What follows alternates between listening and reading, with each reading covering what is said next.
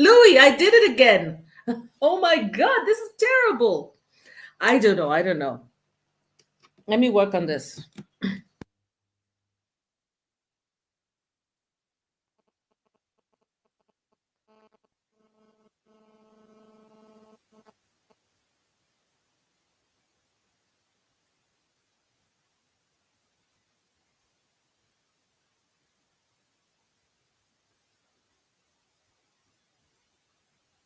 Sorry, we can't hear you. Are you sure? Yeah, now I can hear you. Now you But can we hear couldn't, me. I You couldn't hear you even when I was backstage. at the beginning. At the beginning. Can you hear me now, Louis? I hope so. I think Louis can hear me now. Thank you. Can you hear me I now, can hear Susan? you. Okay, you can hear Yes. me. Working now. Mm. Asanteni Sana. Thank you very much. Louis, welcome to the show. Thank you for being number one. And yeah, we missed you at the last show. It's like, we now said we have a sense of entitlement. What do you think about my diaspora look today? Hmm? Today I'm wearing a Boston jumper, an African earrings, and a Kenyan ring. If you see the Kenyan flag over there, yeah. Susan, I expected you to come here. You're the one who likes doing such things, doing thematic stuff. If you're ever with Susan in a room where she's doing a workshop, she's the queen of theme. That's what I would call her. Susan, you are the queen of theme. So I actually expected you to have this diaspora look, and since you don't have it, I have it on today. Yes. So anyway, guys, yeah. So today we're talking about mental health and the silent struggle that nobody likes to talk about. Today I was okay. What I was saying earlier when nobody could hear me was that I had a chat today with one of my cousins who lives in the UK, and we were talking about, I was asking her, what are the kinds of things that you struggle with as a diasporan? Okay. And what are the triggers? And she said that the one thing that she struggles with is depression. I said, what do you mean by depression? And she said, just a sense of like worthlessness, a sense of like giving up, wanting to give up. And I said, what are the things that trigger depression in people who are living in the diaspora? And she gave me a whole list of issues, right? And one of the issues is, I don't know whether I introduced myself before, because I say I'd introduced myself when the mic was off. So let me first say this is African Queen Mo Show in the beautiful city of Nairobi. And this is Susan, yeah, my co-host with me. So we're talking about the kinds of things that trigger depression and trigger sadness in people who are living in the diaspora from time to time, not all the time, but from time to time. Okay. So she told me that, for example, just the nostalgia of missing home. Yeah. The she misses, she just thinks about home, and people miss home and they think about their family. They don't have, the second issue she talked about is lack of a support system. You just go to work and come back home. Yeah. And you feel that there's something missing all the time. Yeah. And another issue she raised is the lack of culture, abroad. The fact that a lot of people who also, I mean, it's both, it's not really that the countries that are hosting you lack cultures per se, but it's like there's a lack of your own culture abroad, and that is what they miss. You miss your own culture. That means that you lack a sense of belonging, and then you feel like, like you lack a sense of belonging and a sense of pride in your own country. And you also feel, she said, the other issue is that you feel insecure. You wonder whether really or not you can achieve your mission, the one that took you to the diaspora. So those are the things that trigger your depression. Can I really, will I really finish my education? This job that I have, will I really be able to save enough money to send money back home or to develop myself either in the diaspora or back at home? Yeah. And then when they think about home, they think about, your mind kind of tends to be full of the negatives of your home country. So you think about, if I went back home, Would I be able to survive in a disorganized society? Because I'm living in a society where everything is organized. So, for example, she gave me examples like, for example, the trash is picked up on time on specific days. They pay the council tax, and there's a specific office that you go to deal with your tax issues or your finance issues. If you can't pay, they ask you how much you can pay, and you can make an arrangement with the office officially. You see, if you run behind on your bills. But you see, in Africa, or maybe some of us who are in the developing world, it's always something to do with bribery. You have to, bribe somebody, and that kind of makes one feel insecure.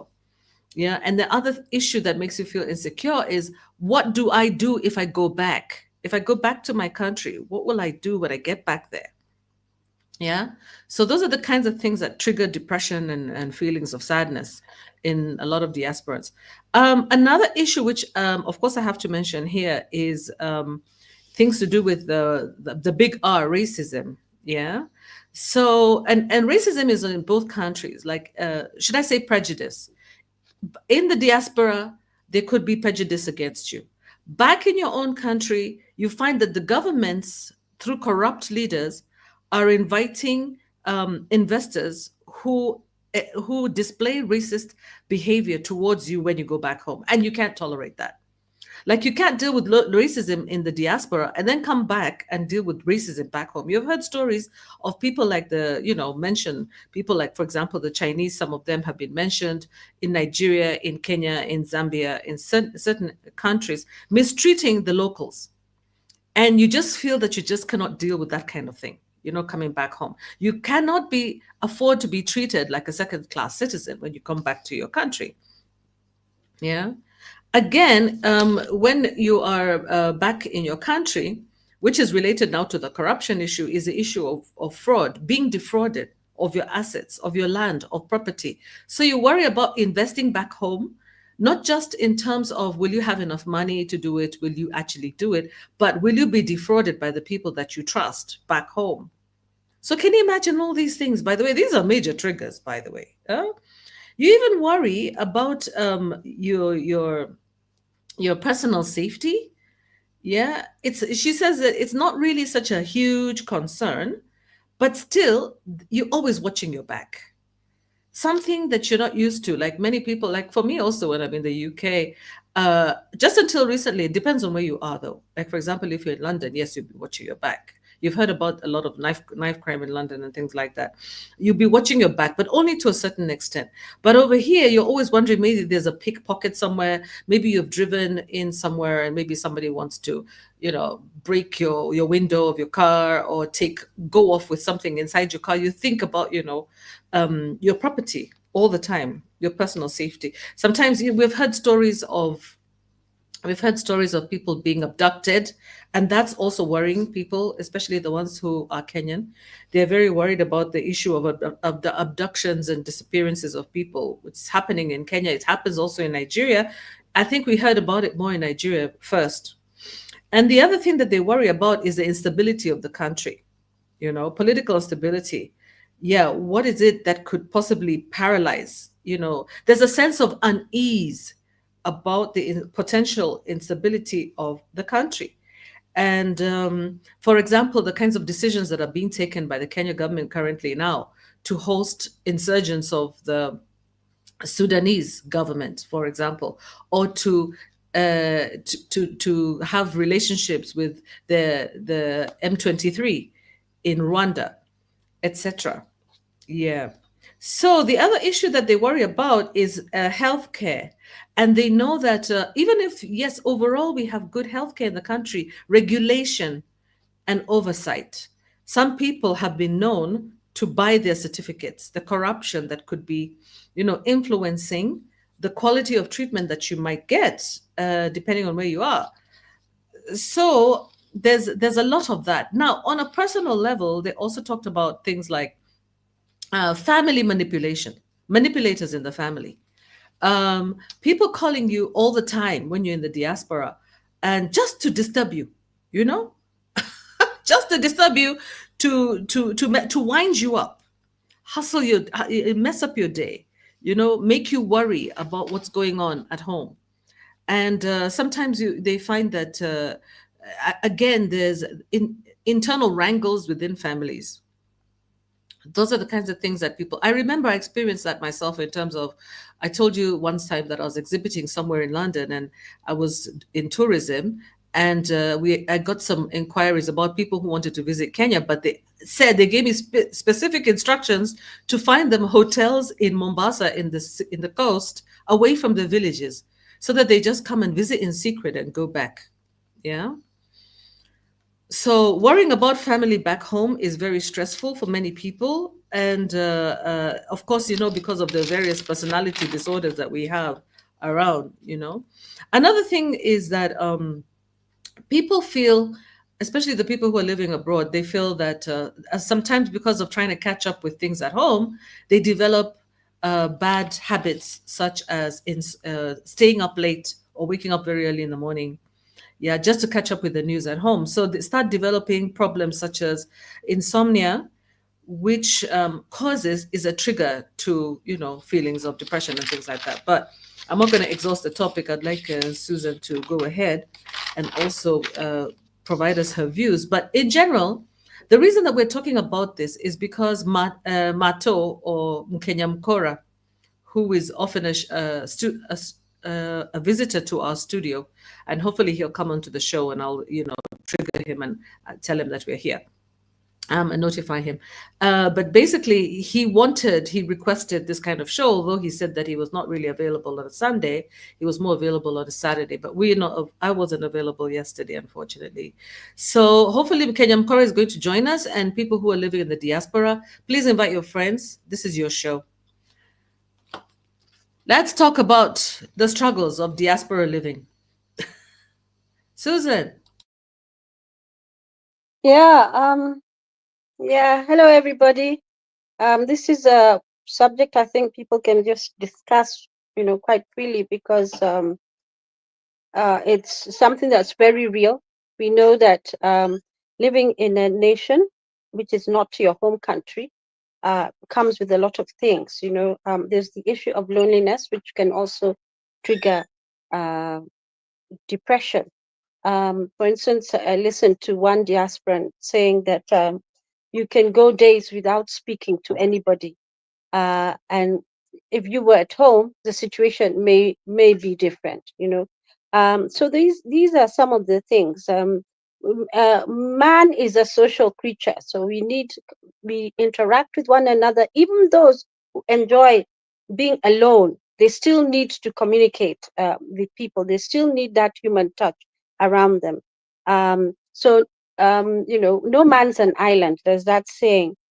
For sure, when people are homesick, they're longing maybe for the warmth of a parent, or the moment they can sit down and just chat with their parent, or even their siblings, or even a dear friend, somebody who has walked with you for a journey in your career, and even up in your ups and downs, and that person is not near you. Sometimes even the video calls and the chats don't really help, because it's quite easy to mask how you're really feeling when you're on a video call, or even most of the time people don't even put their cameras on, so you just hear the person's voice, and unless you've got that ability to tell the different nuances in the voice, you might just miss the depression. Yeah, that lack of support system is something that is really, really very true. I remember when I was in university in Wales. I remember, at some point I felt I'd forgotten my language, because, my mother's tongue, let me use that term, my mother's tongue, the language of my mother and my father, because I hadn't heard it, for a year. I had not heard anybody speaking it. Where I went to university, we were very few people from Africa, and even those from Africa, not many of them spoke my mother's tongue. They spoke other tongues. So I felt, I remember waking up one night and thinking, how do I say this in my language? How does this word sound? How does that word sound? And when I was in university, we didn't have the benefit of, the video or the YouTube channels where you can just look for songs in your language or whatever it is. So definitely that and you know the people around you, your classmates and all those, they can't quite relate to that because their language is around them and they're speaking freely, but for you maybe it's a challenge. Culture, of course, is quite a shock. Different cultures can also, they can also cause you to feel that sense of disconnection, because you may be surrounded with people who believe in certain things which you find that you can't quite connect to, so you don't have a space where you can engage with them. So it could be a religious issue, it could be a social belief, say, and something maybe that you hold, the way you are raised or even the culture of your people does not sort of condone whatever that is that the people, your age mates and your peers are doing, and so you feel sort of disconnected because you're sort of isolated, so that can cause a lot of depression and loneliness. The other thing that was raised, of course, insecurity. um, you're insecure on the American dream. We had a show on that, and for sure we know that's a big struggle, because what is the context of that struggle? You find that somebody has gone there, they have family back in Kenya, so they're missing them, and the expectations of those people who are at home back in your home country uh, may be quite burdensome in terms of the expectations. And so you've had that challenge. Or you might be in the, say, America, for instance, and you're there with a young family. Yeah, maybe you've even gone there with us, the whole family. You've gone with your husband and children. But when you are there, because of circumstances and situations, that family splits. So if you're the mother, maybe you're left with the children, and the father is you know you divorce, so you're is separated. That can also cause a lot of stress and mental health issues, because now as a mother, even though the, say, child support has been ordered by the court, maybe it's not coming on time, or maybe the father doesn't even have a job to pay. I know we have situations where men deliberately quit working so that they don't get to pay child support. And if you come from certain communities, like, say, the Kikuyu people, in the course of my work in children's law, we'd hear often Kikuyu men saying, "I'm not going to pay for anybody who's not in my house." So, in other words, if you're not living in the same house, he's not going to pay for the school fees, is not going to pay for anything. Even if the court orders it, it's a big struggle. They have to be literally compelled to pay that money. And I know in some countries they're very, very serious about pursuing and to ensure that that money is paid. But that type of tension, those gaps in your income, you're expecting money to come in so you can pay for the school, or money to come in to pay for the house. The money that you're earning is going for this or that, for the food, the way the family has divided the labor in the home. And so that could cause another serious tension and even a lot of stress. And we have the diseases that come with stress include high blood pressure and diabetes and the mental health issues.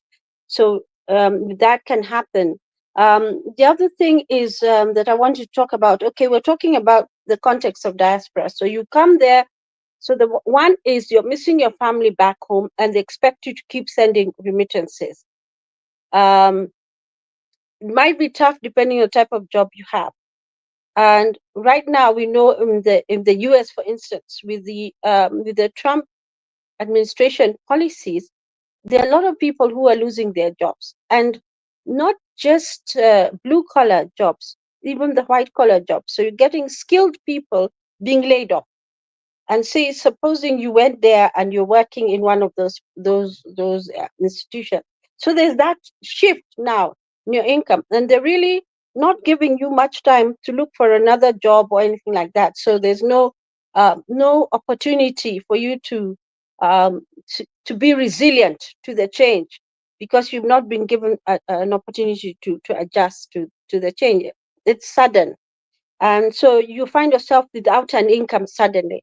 That again can put you in dire straits.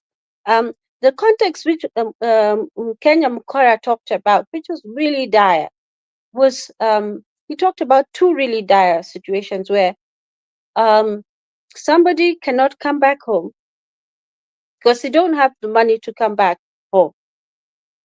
And so they die in a foreign land. And they die and they're buried. And he said there's a particular cemetery or some cemeteries which are allocated to people who don't have family, and they're just sort of buried in those places.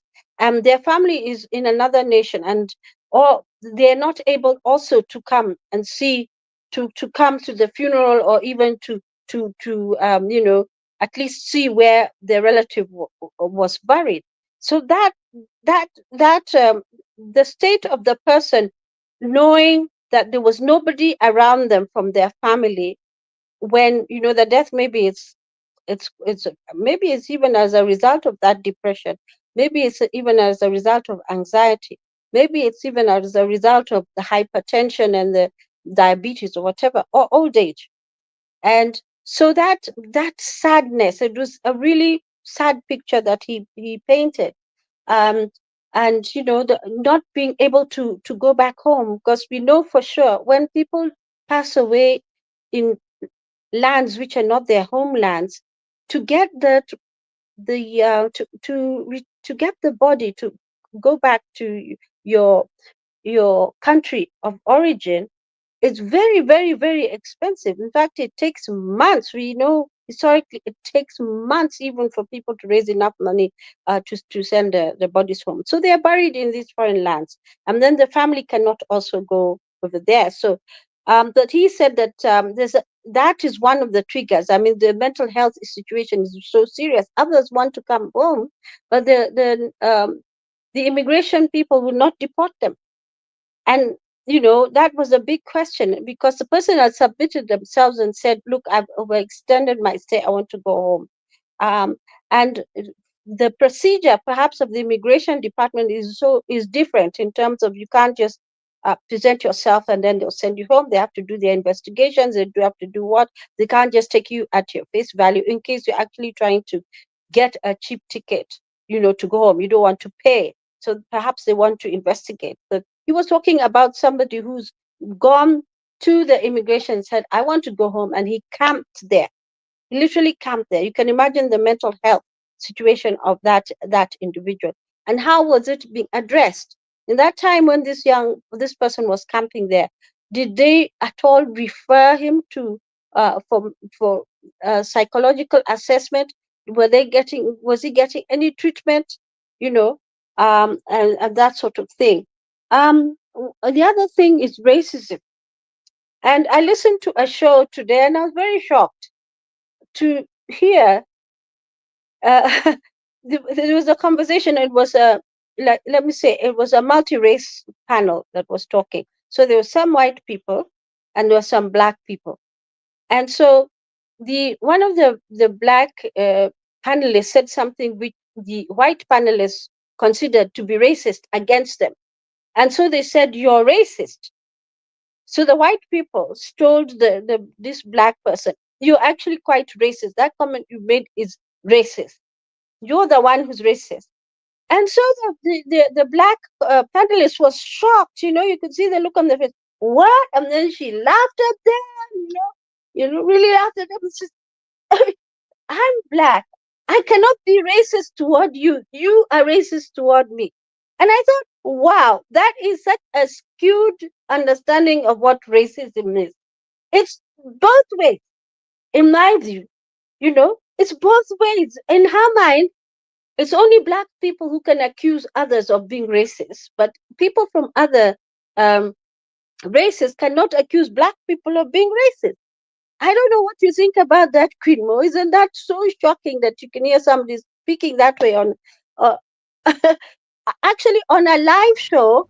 And it was one of these Yeah, popular. that is generally the view. That's generally the view. But apparently, it's one of those Roe versus Wade things that you'd rather say take the third, is it called the Third Amendment or whatever? Hold your peace on the on that topic. Fifth, plead the fifth. Plead the Plead the fifth. fifth. Plead the fifth. I plead the fifth on that one, Susan. You're the lawyer, you understand.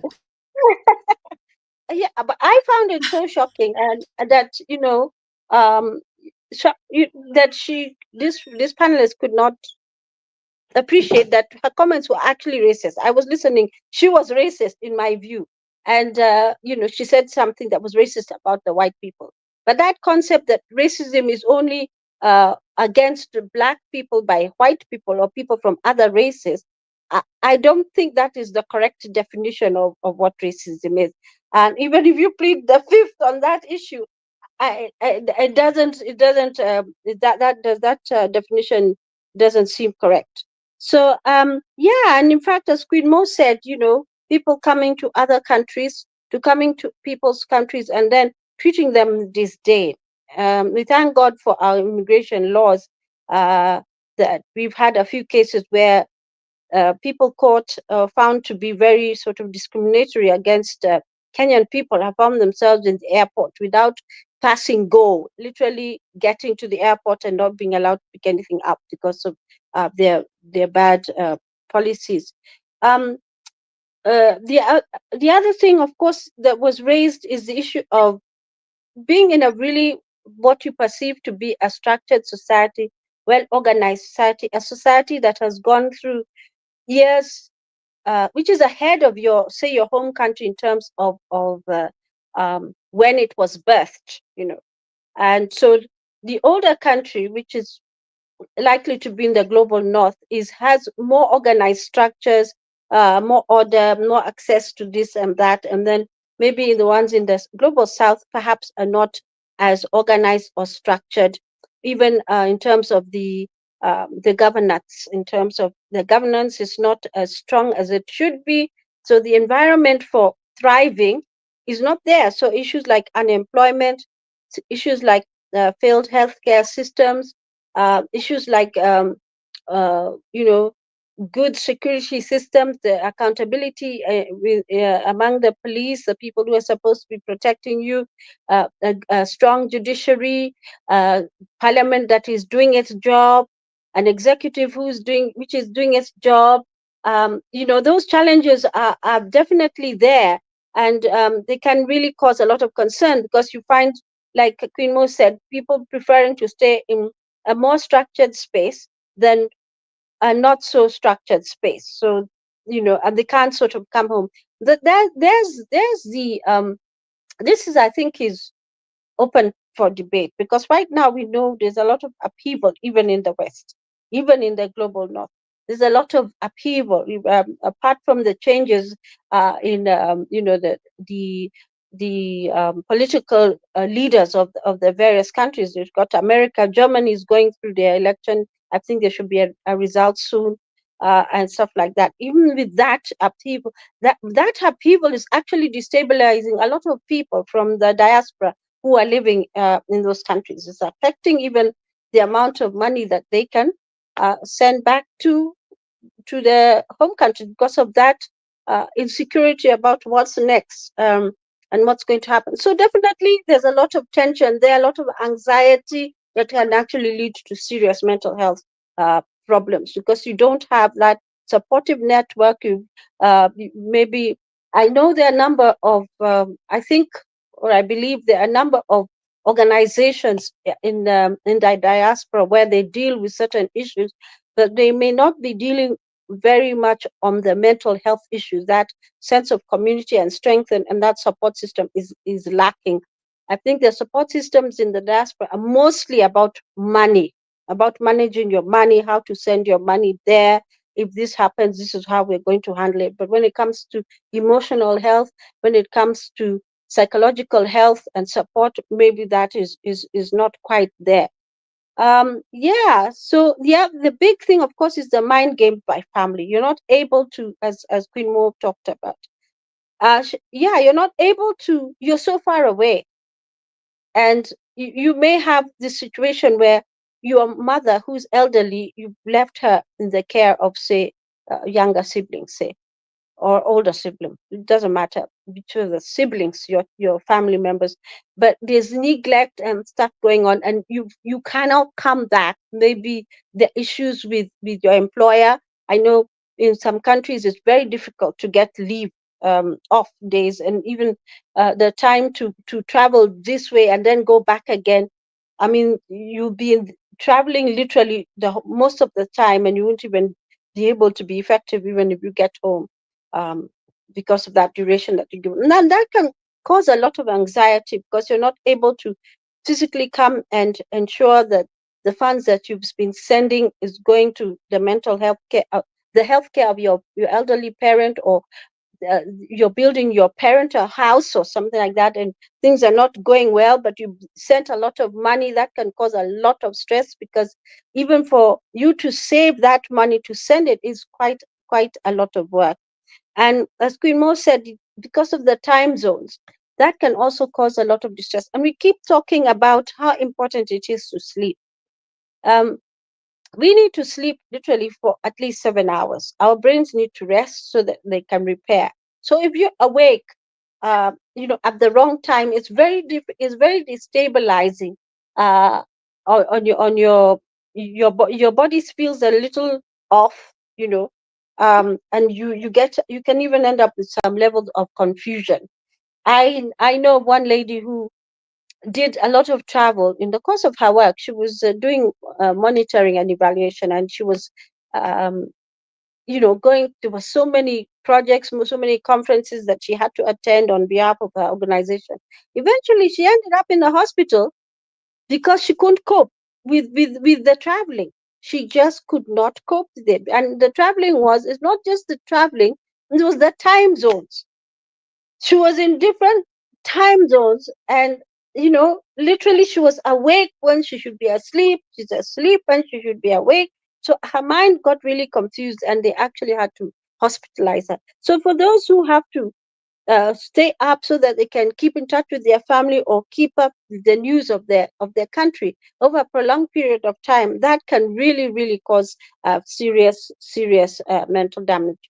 um, Definitely. So we've said some of the mental health issues that can occur are depression.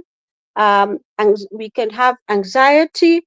We can have, if it gets into very extreme situations, you can trigger uh, pre-existing mental health problems, like if you have bipolar or schizophrenia or stuff like that, because of the extreme circumstances that you're dealing with. It can cause that.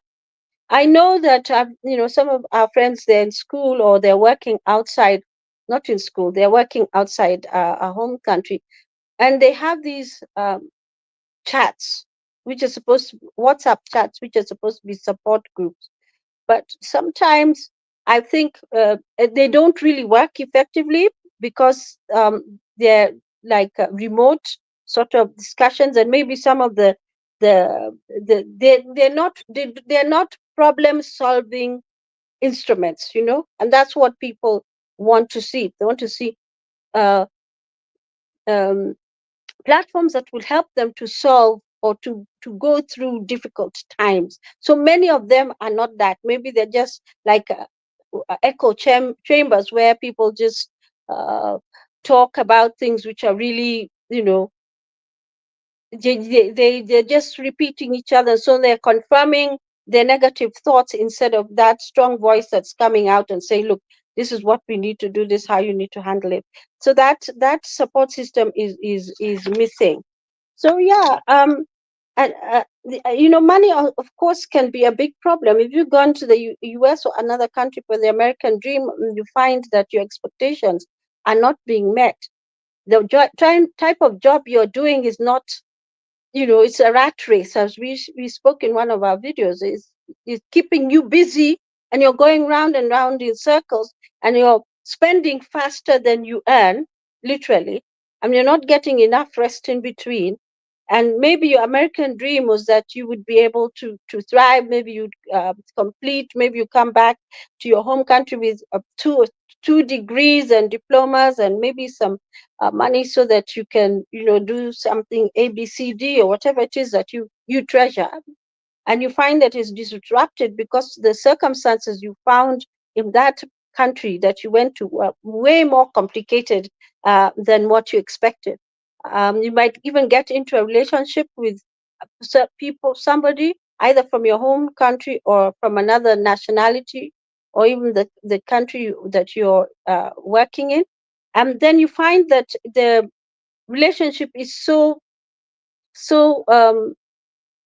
toxic that you have to separate. And again, the effects of being in a toxic relationship, we know they can be devastating and on the individual. So definitely, this is a very important subject for us to talk about: the diasporan struggle, the silent struggle for mental health. I think I'll stop there. Mhm. Thank you, Susan. Just recognizing everybody who has joined us. Louis, welcome again. Fia, welcome. Dura, welcome. And I've seen a lot of people actually coming in. I see the eyes over there. Thank you, Susan, for that great analysis. Yeah, it's true.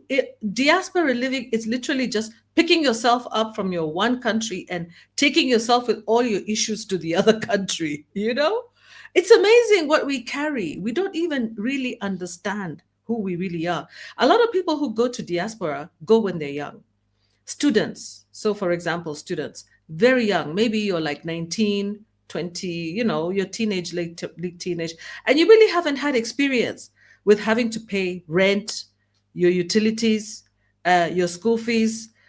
So there's a lot of growing up to do, and you have to do it quickly, very fast.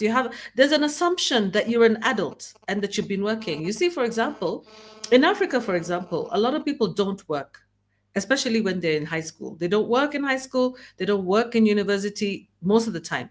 And yet when you go to these other countries, you find that kids have been working since they were 12. They used to do newspaper rounds, throwing newspapers at people's compounds. Maybe they have a lemonade stand, so they're used to exchanging money, and they're used to saving. They have a bank account. Some of them started driving when they were 16 years old. You have gone to the diaspora, you don't even have a driving license, and you have no idea how to drive. You have to start from square one, and you're 25. These things happen. I remember I went to the US when I was I think, how old was I was 19. No, no, sorry. I was 21. 19 was my son, not me. I was 21. When I was 21, fortunately, at least I had been exposed to driving. But still, that driving license in your country doesn't work in America. So you have to go and get refresher training. You have to pay for it. It's expensive. You have to find someone who's going to train you to drive on the left hand side. Is it the right hand side of the road? And in Kenya, we're driving on the left hand side of the road. Yeah. So you fail the test a couple of times because you make the wrong turn during the test. You're turning into oncoming traffic, man, if you're coming from countries like Kenya. So immediately you fail the test and that's it, and it's so expensive to keep on booking tests. Jobs are far away. There's no public transport. You're used to little matatus that can drop you literally at the doorstep of your job, from your house to your doorstep. You just keep switching them in Africa, the little minibuses will drop you there. You're not used to keeping time, eh? In Africa, when the sun comes up, okay, well, things have changed a little bit, but some of us, keeping time is an issue. You see, we're supposed to have started this thing at 9 o'clock. I started at 11 o'clock Kenyan time. Yeah. But that's because okay, no excuses. That's it. And that's what I'm saying, that you go to Germany. I went to Germany, by the way, Frankfurt. My God, those trains are so on time. If it says 9 o'clock, it's 9 o'clock. Get there at 9:01 and you're being left, literally. The doors are shutting on you. Go to the UK, the same story. And us guys, when we hear 9 o'clock, we think, oh, okay, I'll be there. Like, it's only been 5 minutes. Now you start throwing a tantrum at the platform in your mind. In your mind, you're throwing a tantrum like, what's wrong with these people? They're so stuck up with time. Why are they so, time conscious? This is like a difference in culture, like what Susan was talking about, the culture shock. You're not used to this kind of, like, we call it robotic living. It feels like a robot, although that is what actually helps the society to function. People can actually attend their meetings on time. Doctors can go to their surgeries on time. It's important for people to be on time, but I think a lot of the time it takes time for us to really adapt and adjust. There's small irritations that you feel, especially when you're used to the transportation being coming right at your doorstep, literally, and then when you have to, walk. And so scheduling your time, it takes a long time to schedule. Again, you don't also know how to schedule your time because of the weather. Maybe it's winter and you're used to running out the door. Yeah, literally, and just drape something on and run out. But you forgot that you need, like, I don't know, an extra 10 minutes to put on your winter coat, your mittens, your earmuffs, your winter jacket, your thermals, leggings, boots, what? You have to think about how to coordinate your outfit before you leave the door. And that can actually take time and stress. Even finding and identifying the right clothes, the being uncomfortable in your skin. Being uncomfortable in your skin can also trigger sense of stress. All of that stress can lead to anxiety on many levels. So let's say, for example, you're going in for an interview and you're underdressed, or you're not dressed, you're not coordinated in the right way. Maybe you're underdressed, or you feel like, you're even uncomfortable. You're wearing all these, you're like an Eskimo, and you're trying to concentrate on this interview. And now you're indoors and you're very uncomfortable in your outfit, in your clothes, literally uncomfortable. It's strange, but we also see the reverse happening, where we find these are not really, I would not call them diasporans, but like, for example, when we have people coming into our countries, you find them trying to concentrate, let's say, to talk to you, but they're feeling uncomfortable. They want to remove their clothes because they're hot. You see them sweating and in meetings, and you just see that the person is not comfortable, and it can affect you in many ways. Yeah. So again, also another issue that we have is the issue with incompatibility of our training qualifications in our home countries with those outside. So for example, you're trained as a doctor or a nurse in your country, but when you maybe have to move to a country like the UK or the US, they have other pre-qualification criteria, like the IELTS in the UK or in the US. If you're a doctor, they'll still make you go back to school to study. So that's another cost. And it also affects your self-esteem, because you were so confident in your country working as a doctor, and now they don't even recognize your qualifications. So you're forced to do, in the meantime, you're forced to do jobs, because you have to pay your bills, you have to eat, you have to look after your family, or if you're just alone, you have to send money back home or whatever. So you end up doing jobs that are beneath you, that were not considered to be graduate level jobs for people. Yeah, so you go do house cleaning. I did that. I set up even a company to do that, because fortunately I don't have issues. I'm a whole graduate, postgraduate. I don't care. In fact, I remember when I set up the company in the UK, when I would go into households and talk to them, the first thing they would do is stand like that. Like, who is this? Why are you doing a cleaning job? I tell them, because a job is a job. When you have money in your hands, it doesn't tell you this money came from cleaning, this money came from an office job with a suit and tie, this money came from caring for the elderly, this money came from, you have needs, and when you have needs, you do what you have to do. And for me, fortunately, because I enjoy cleaning, I actually enjoy it. And it's not really so much the cleaning, it's the idea of meeting people. I'm a people person. So I love just, the, what do we say, people face to face. So for me, anything that will make me also exercise and stop sitting in a chair, get up and clean a shelf, get up and sweep and mop. That's actually, I was trying to move away from being overly sedentary. I had a very sedentary life where, like Susan was describing, constantly traveling all over the world, sleeping in beds to the point where I was telling them, look, don't change the bed sheets. I want to feel like I'm there. I don't want to smell the starch. Okay. So change the towels, but don't change the bed sheets. I want to come back. That's my room. So coming from that, and that kind of international travel thing, and then sitting on long hours writing reports, I wanted out. I wanted something, since I couldn't afford to go to the gym, and I don't like gyms generally. So I said to myself, look, let me do something that's active. Yeah, that will make me feel active. And yeah, so I took up this cleaning job, which I really, really enjoyed. And fortunately, in those countries, a lot of people have a different attitude to cleaners than, for example, in our countries. Most of them. Most of the people abroad, their attitude to cleaners is you're not coming in to clean up a complete mess. You're just coming in to help me where I could not reach, or where I don't have time, or to improve on what I've already done. So it's a very different attitude, and also people respect the job. But a lot of people don't adapt. A lot of people refuse to do those jobs, and they refuse to adapt, and they can't. And you see, I heard somewhere where people were saying, a society cannot adapt to you. You have to adapt to that culture. That culture cannot adapt to you. So when you go in there and you don't have a right mindset, let's say you're a man and you're coming from Africa or from, and you now have to go abroad and start becoming a hands-on parent that changes diapers, burps a child, feeds them, all that, and you're not comfortable in your skin doing that. It can cause anxiety and depression and make you feel like you're less than a man because you're doing the jobs that are traditionally not meant for you. Yeah. So unless you adapt and, take it with a smile, then you will struggle with it. Another problem is the pressures of the education system. I'm going to go back and forth.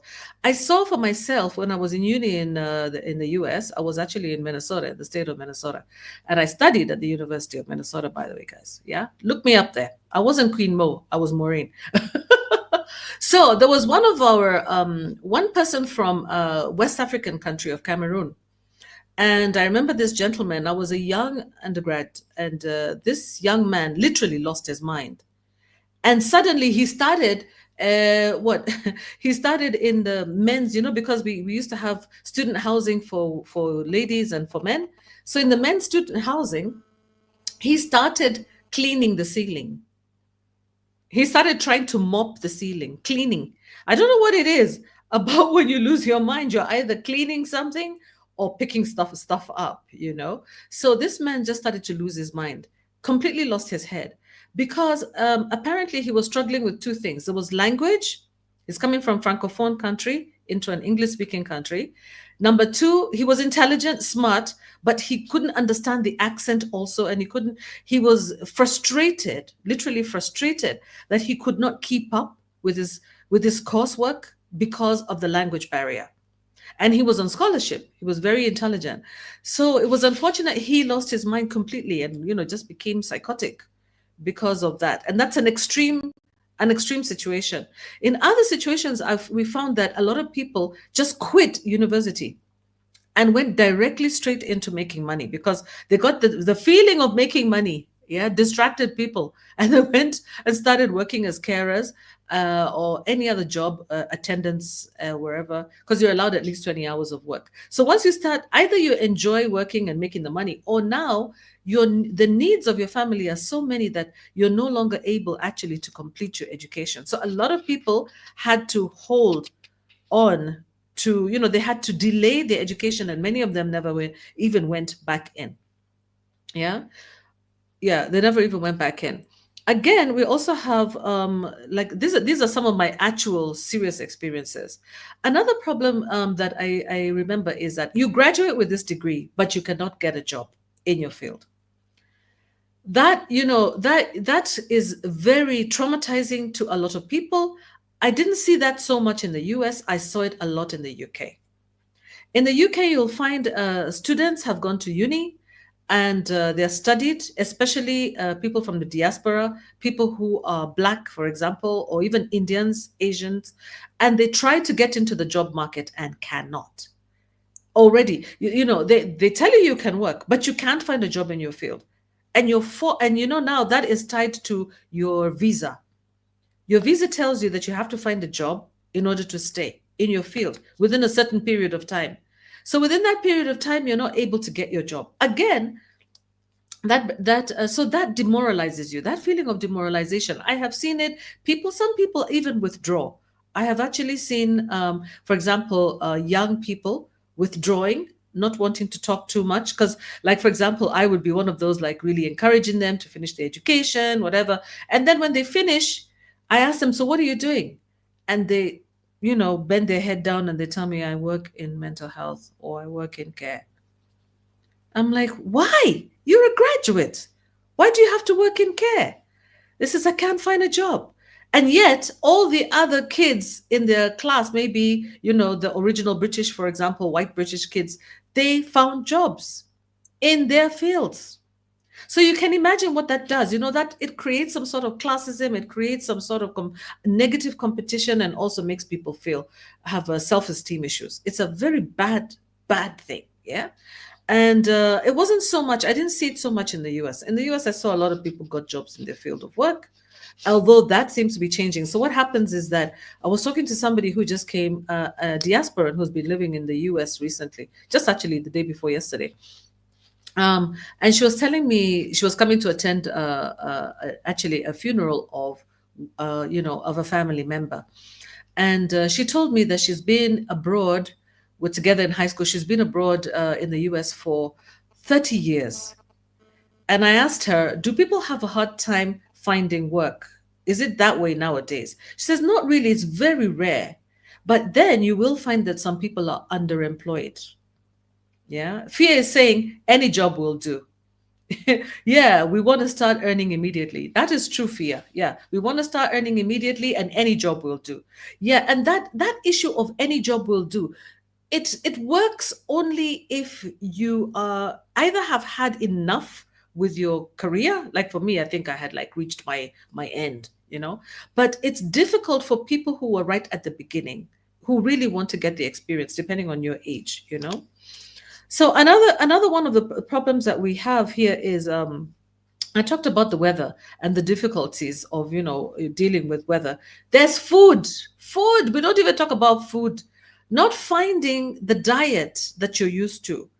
The food no longer tastes the same. It doesn't taste the same no matter what you eat. So by the time you find the combination of spices and things like that to make the food palatable, you can get frustrated. And now you start missing, looking back. When you start looking back and thinking, or nowadays it's even worse. You're on WhatsApp and you're seeing your family is there eating boiled maize, and that's your favorite. Boiled white maize there. Or maybe they're busy chewing on a sugar cane, and you're like, oh my God, I wish I could have sugarcane. Or they're having porridge for breakfast, Wimby porridge. And you're like, oh my goodness. Or they're having just a cup of tea and you're envious. And you're like, what am I doing here? Yeah. Those are the kinds of issues that can make it really, really hard. Again, families, when you don't have enough help, even if you do adapt and adjust, when one person has to stay home to sacrifice their career to look after children, this I have seen with my own eyes. It creates stress in the family, it creates tension in couples. And I've seen where people are literally crossing each other on the corridor in the house going for their shifts. They don't see each other, they don't spend time with each other the way they need to. So they start to develop a sense of resentment of each other. So their relationships can change. Your relationship can change, and you start feeling like the person who's doing more work at home starts to resent the one who's going to work, and the one who's going to work is resenting the one at home because he needs help. The money is never enough for the bills. So that could also be an issue right there. Again, the children being influenced by the culture which is out there, and you have little control over them, how to discipline them, how to talk to them. They're not listening to you. So I've seen a lot of people. One of my friends, what she did, she actually took her child and went back. I've seen this happen with a lot of Africans. Actually, I've heard stories. You cut a ticket to go home in December, but you'd only have returns for yourself, and the children are left behind. Yeah. So a lot of people choose to send their children back, and again, it doesn't always work well because a lot of those children get traumatized, and before you know it, guilt conscious of the parent now has to incur some more cost, pay for a ticket for the child to come back. Again, there are rules about, and so you can find yourself in a situation where your child is actually removed from your home. So let's just say that mental health is a silent struggle. Now, why is it a silent struggle that no one wants to talk about? People don't like to talk about this because of stigma. They say there's this quote that Africans don't go for counseling, they don't go for therapy. Yeah, they don't go for therapy. We don't believe in therapy, we don't believe in counseling, formal counseling. We believe that we are strong enough, we are prayerful enough, and we can manage this on our own. Again, we have a lot of African sayings about washing dirty linen in public. Don't take matters of the household outside.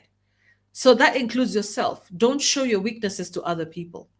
Because again, if you feel vulnerable in a situation and then you show your weakness, it means that somebody might, you are afraid that in those countries, they might actually put you away. They can put you away. You don't know what you're thinking about. You see people with mental health problems who are institutionalized. And maybe you're working in an institution, working with mental health challenged people, and you worry about talking about your mental health issue because you think you yourself could be institutionalized, or they might make you go on medication. Another thing that Africans fear so much is medication. Yeah, they really fear mental health medication. And so a lot of people will keep their problems to themselves just because they don't want to be forced to swallow a pill. They know that they can get help, but they know that it comes at a cost. If you want help, like in the UK, if you want to go on disability, then you have to have a prescription. You have to have a doctor's note and you have to get prescribed medications. And then you can start earning a few, you know, benefits, like maybe they can subsidize your housing, they can subsidize your transportation, they can give you some additional help for your food and stuff, but you have to be taking medication. So now again, that stigma of taking medication and the worry about also side effects of medication. How long will I have to be dependent on these meds? You hear stories of people who are taking these medications and they can never get off them. And you actually hear about it in the news, you see it, and people are afraid of those medications. And I think that's the majority of people are afraid of being, you know, on medication, just the same way, for example, as somebody who has high blood pressure. Again, people also don't go for checkups because they don't want to be told that they're going to have to be on medication for the rest of their lives. High blood pressure, diabetes. So all of these are some of the diaspora mental health problems, like Kenya Mkoro was telling us, and Susan reminded me right now, is this issue of dying or getting old in a foreign country. A lot of people are afraid of getting old in a foreign country. But on the other hand, like my cousin was saying, you're also worrying about what are you going to do when you go back home? What are you going to do? How sure are you that you're not going to be defrauded? Yeah, despite the fact that you're lonely, and isolated abroad, you think I'd rather my isolation and loneliness than being defrauded of the little money that I have and not having any sort of social security for my old age. Those are the kinds of things that worry people. Yeah. Like Susan was talking about change of family status. You don't want to go back home and say, oh, by the way, the wife that I left with left me. And you're back home, you're told, why? Why did she leave you? Oh, she went off with another man. Or she didn't think I was worth it. Or I was beating her up. Or whatever. I refused to go to work. You can't tell your family you refuse to go to work. Yeah. Susan, let me let you continue. Guys, Yeah, comment in the I just, section. Yeah, comment in the mhm, section. I would say, oh, by the way, there's a comment that came through. Susan, allow me to read it. There's a comment that yeah, came through from somebody that I know, and she sent it to me on WhatsApp. Sometimes I get comments on WhatsApp, which is interesting. It's okay. You can WhatsApp me if you know my number. Just feel free to WhatsApp me. Um, yeah, you can share your views with me here. So she's talking about she said, hi, your topic today is spot on. Made me remember a late friend from the 1980s. She relocated to America, got mental health issues. One night she parked her car on the highway, then walked into oncoming traffic. She was hit by a speeding car and died on the spot. The cops found a suicide note in her vehicle, saddened to this day. Yeah. And then she also continues to say, I know what being depressed is like, having been at an all-time low before. So I do understand mental health issues. If I didn't have God, I would probably still be relapsing very often. I can say I have a testimony after all I went through from my 20s to date. God has been my rock. I never imagined that I would recover from having a nervous breakdown when I was doing so well in life. Yeah, that's a tough one, and thank you so much for sharing that. That is, that those, the suicide and aliving, self unaliving, because of the, the mental health situation, um, and also, needing God.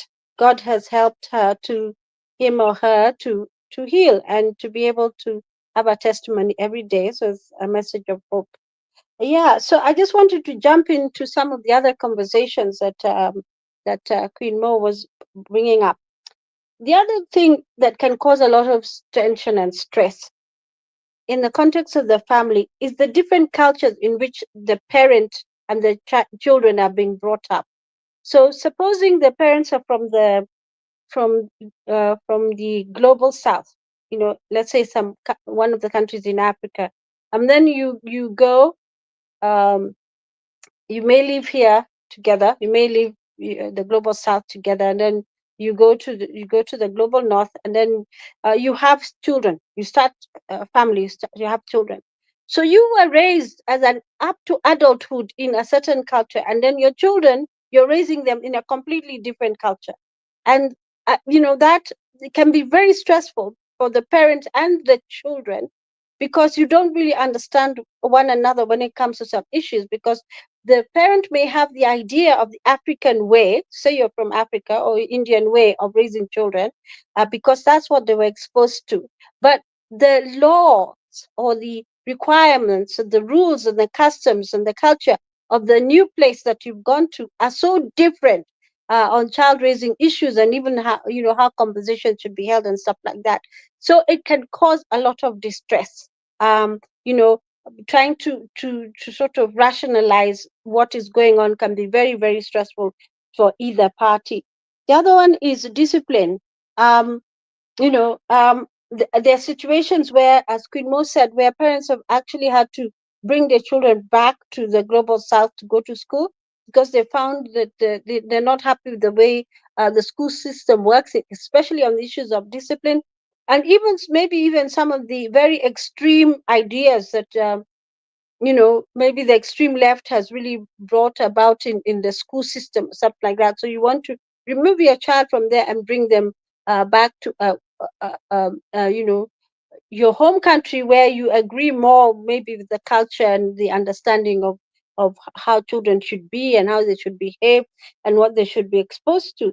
So what happened? I know of a real situation where, because of that indiscipline issue, say that they were not able to discipline their children in that country, were in a country in Europe, and so one of the parents had to return back to their home country with the children because of the interference. The children were becoming very unruly, and so one of the parents had to stop doing what they were doing and go back to their home country.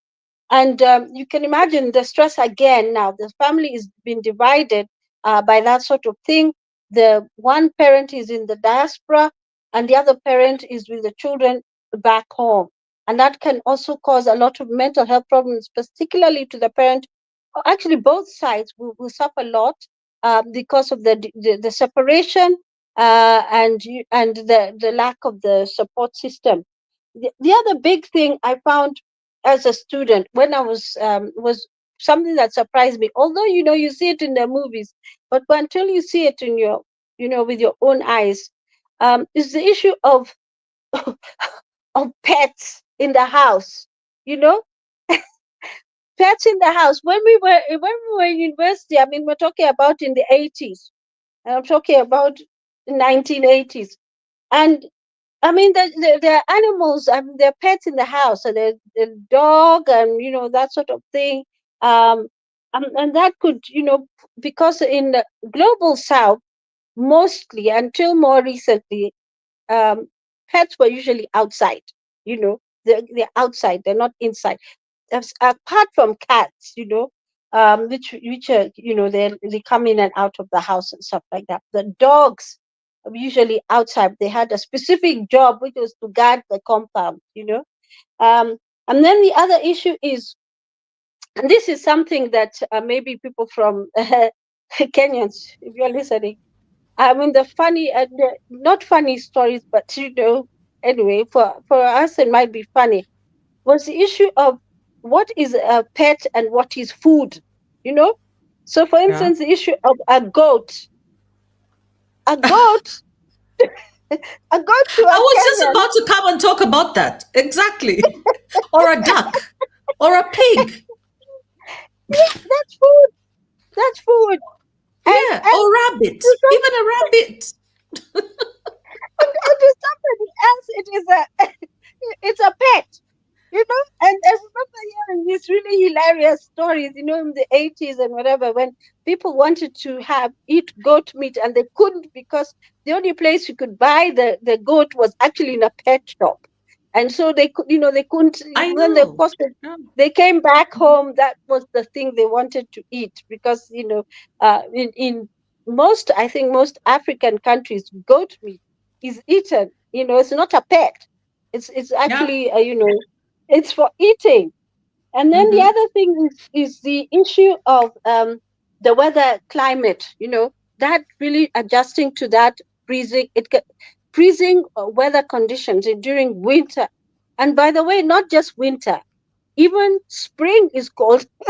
Even autumn is cold. The only time it's not cold is summer, and it can really cause you to be very, very depressed, because you can't get warm enough and you can't eat fast enough to get warm enough. So it can really cause a lot of mental stress and stuff like that.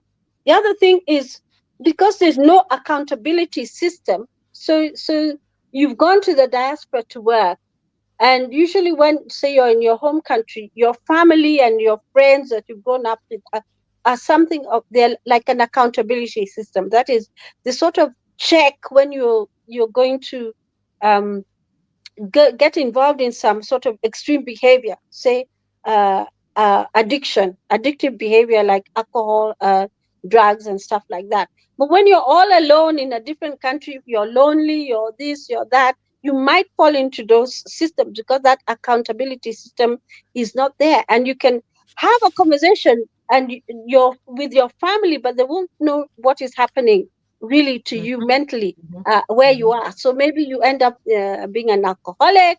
Maybe you end up being, somebody who's taking drugs and stuff like that, and your life is in a mess, actually, in that country. And you find actually a lot of people, not a lot, they're so, say, let me put it this way, significant, like an evaluator, significant numbers of people who who end up, you know, um, actually having to be brought home, maybe, sedated or something like that, because if that doesn't happen, they're just going to, um, not make it anymore. The other point I thought was, uh, that was a shock for me, and when I lived in the UK, was milk in the fridge, which is labeled, and everybody has their own milk and it has a label on it, and what? So you open the fridge and you can see, oh, so and so, so and so, so and so. Someone who takes semi-skimmed milk, whole milk is somebody else's, half semi-skimmed something milk. I don't know what, and they all have labels. And then, one sibling might drink the other one's milk by mistake, and it's a whole big quarrel. And I was like, what? I mean, isn't this in my head? I was thinking, this fridge is in the kitchen, and why? I mean, this is a family, that they could not drink each other's milk, and so they'd have to ask for permission, if they can, please, may I have your milk, and they're living in the same home. So, for that sort of thing, I mean, if you've lived in, say, an African country, the global south, and then you go to the global north and you find things are labeled like that in the fridge, it can be quite a culture shock and cause you quite a lot of stress before you get get used to that fact that really you should also have your milk in the fridge with a label, you know, you know, saying, well, this is your milk, and you can't, nobody should touch your milk Yeah, in the Fia says we have too many choices here. I think Fia, yeah, you're right. You got a lot of choices over there, different types of milk, different types of cheeses, different kinds of, yeah. But nowadays we have the same number. We have quite a few choices also here now. Actually, we actually get to that point. But I think what Susan is talking about is ownership and not being able to share, like you see in Africa. You know how it is, Fear, in Africa, that if in a family, let's say it's a family, it's not like students dorm, it's a family, right? So everybody has their thing, and I think, Susan, I noticed there's a lot of territorialism around food and around people's items, especially in the UK. I don't know why. Maybe there's a culture of, maybe it's because of this. There's less in the UK, like in the US, there's more sharing. But in the UK, I did notice that people are very territorial about their own things. This is mine, this is mine, this is mine. Don't touch this. And especially when it comes around food, very strange. It's either that the food is, there's like a scarcity mentality, or I don't really understand. Or maybe it's a poorer country, so things are for food is expensive. So I think it's that food is expensive. It's difficult to get. It's difficult to access. So yeah, people have to save to buy milk, my friend. Mm? and what you call food, so different cultures call, like I talked about, is it a food? In some cultures it's a pet, and in other cultures it's food. I mean, some of the foods could be so diverse, especially say you live in a landlocked country, say in Africa, and then you go to live, say, in the UK or any nation in the Say global you go north that to is China. Say you near go the to China, sea, then go to near the China. sea. Eating snakes. And yeah, and then you find them eating all type of things that to you wouldn't go near, and but they're normal, they're commonplace to those people. I mean, that can cause such a shock, and you find that you for the first few months or whatever, you're actually depressed because you can't find anything to eat, literally. So you're eating Oh yeah. biscuits and stuff like that, and Yes. so it's so stressful that that there's no support system there, and you're not really finding anything to eat, and Yeah. whatever maybe you can eat is too expensive, it's outside your Yeah. budget, Yeah. and so you have to figure out what else to eat. So for instance, if you liked eating meat, you end Yeah. up eating vegetarian food and finding one that you can sort of adjust to. But if it Yeah. comes to other things, you find snakes and stuff like that, which you find difficult to eat. I know some cultures even eat escargot, the snails. Even in And Africa, some do. frog legs in In some, France. yeah, Yeah. yeah, and you find some in some other cultures they cannot eat those things at all. So Mhm. that adjustment, it really can cause a lot of distress. And there's nothing really, I think, that can prepare you for that culture shock. You can read many books, but and stuff like that, and watch many movies, but until you see some of those things, maybe there's that Yeah. adjustment period that needs to be. You need to have, and between that and this, you can really have a very, very, very stressful time, Yeah. and just want to Mhm. go back home without even Yeah, you want completing to go back whatever it home is you because you want to want do. to eat eggs that taste of eggs. Okay, Fia is saying, yes, I feel it's quite selfish behavior, although we do have a lot of waste. We buy too much food and it spoils. That's true too. Especially if you're working in care.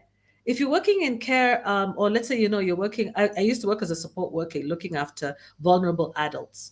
And one of the jobs of a support worker is to make sure that you check the fridges, because most people share a house and everybody gets a room and they're paying for their room. So usually each room has a fridge. So when you take them shopping and let's say you go and do their, groceries and stuff, they start packing things in the whatever. So you have to check the labels And you have to go to the fridge once in a while and check the labels to make sure that they're not going to eat spoiled food.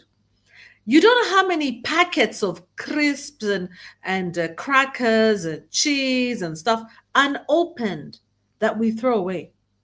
Even candy, even sweets, chocolates, expired. Yeah, yogurt, expired. And you find yourself with a big trash bag, and the person is going to go shopping and they're not going to eat it. They just want to see it there. They just want to know that there's food in there, but they're not going to eat it. Yeah, there's that culture of waste, and it's really wrong. I used to feel terrible about wasting food because I remember we were always growing up, like Susan is saying, we were taught never to waste.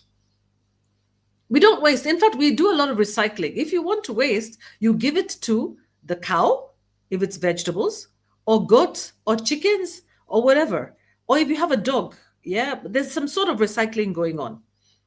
But just to throw food in a bin, it's even better if you had a compost, you know. But, throwing food in a bin, especially processed foods, which are so expensive to purchase in the first place. And talking about depression over food, it's a reality, not being able to afford what you normally eat. Again, do you know that you can become anemic? Like they say, people who are dark skinned need more time in the sun. Again, our diets are different, our dietary needs are different. Yeah, because like when you grow up, like in Africa, we eat a lot of meat. Most of us eat a lot of red meat. We're not talking about chicken, red meat. You go to those countries and red meat is outside of your budget. It is so expensive. Fia, how much is red meat in the UK right now? Fia. Yeah, I think Fia can tell me because I know Fia, the red meat is so expensive in the UK. Again, it's expensive and it doesn't even taste good. Now that's even double tragedy because you can't even enjoy the red meat. So you actually plan a visit back to your country at the end of the year so that you can, stack up on red meat. Nigerians are the ones who have perfected the art of drying their food. So they carry a lot of dried fish, a lot of dried food, pre-cooked food, pre-cooked meat, and they stuff their fridges and places. They carry a lot of pre-cooked food. That's something that I saw a Kenyan just recently. He carried 500 chapatis. Did you see that one, Susan? As a Kenyan on TikTok. He carried 500 chapatis and he paid, I think, 20 bob per chapati or 20 something, 25 shillings per chapati. And he said, you guys, and people were asking him, where are you going to take all these things? He stacked them in the freezer and he's going to eat them all year, these chapatis, because he doesn't know how to make them. And it was encouraging Kenyans to start thinking about what they can make, how we can process our food, like maybe dry, maybe people who like nyama choma, they like goat meat. How can we make it and package it so that it's acceptable and people can travel with it? And if you're abroad, how can you actually come up with what do we say? Come up with a shop that sells. Unfortunately, many of those shops, the food is so expensive anyway. It's almost unaffordable in many places, unless you're in a big city. But food is a big thing. And in fact, it's becoming more of a thing now because of GMOs and additives, pesticides, herbicides, the safety of our food. Some people have decided to relocate countries because of food. Yeah, Fia is telling me beef is around £4 per, yeah, £4 per half kilo. Goat, lamb, similar price. Wow. Wow. It's expensive. Expensive. £4 is how much? If you say £1 in Kenya shillings is 150 times four is 600 shillings for half a kilo of meat. When you go and buy your meat for 100 bob, please don't complain, eh? Don't complain. Although even in Kenya, the beef is starting to become expensive. And I think it's because we're doing a lot of exporting. Even goats. They're telling us that we export millions and millions of goats to the UAE from Kenya, and eggs as well. Whole, plane loads, Cargo is busy sending our food outside and making our food in the country very expensive. And Fia says fish depending is also expensive. Yes, that's true. Fish is expensive unless you actually, in the UK, what I would do is I would actually go to the fishmongers. You have to learn as a diasporan where to buy things. Don't buy fish from these little shops. Go to the fishmonger. There you'll actually find that that's where the big trawlers come and but they dump their fish over there, and then they actually transport it all over Europe. Like we were living in Wales, and so there's a lot of fish in there, and also anyone who's in Scotland, all that fish is being transported to France and other countries. So this fishmongers is the place to buy fresh fish, and it's much, much more affordable than buying it at a butchery or just a regular store. Oh, and Susan. Yeah, certainly. There's so many issues that really can make it a big challenge for people in the diaspora, and as we've given different contexts within the family, the changing dynamics in the family, which can cause lots of devastation. Some out of necessity, others, of course, out of complete breakdown of the family unit, and the effect of the on the children. And we've not even talked about the effect of the family breakdown on the children.